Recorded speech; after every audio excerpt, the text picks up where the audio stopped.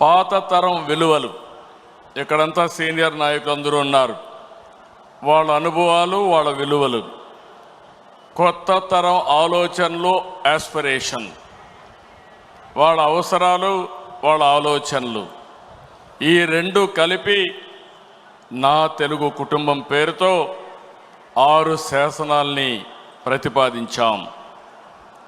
ఈ శాసనాల ద్వారా తెలుగు జాతిని ప్రపంచంలోనే 2047కి నెంబర్ 1 జాతిగా చేయాలనే ఏకైక సంకల్పంతో మనం ముందుకు పోతున్నాం.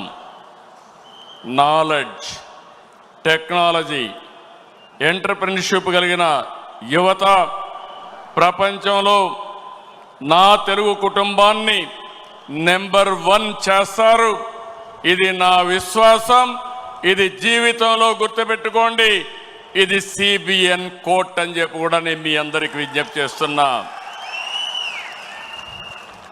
ఇందులో భాగంగా మీరు చూస్తే రాబోయే 40 సంవత్సరాలకి ఒక రోడ్ మ్యాప్ని రూపకల్పన చేసుకున్నాం. అదే సమయంలో నూతన నాయకత్వాన్ని కూడా తీసుకొస్తున్నాం ఎప్పటికప్పుడు.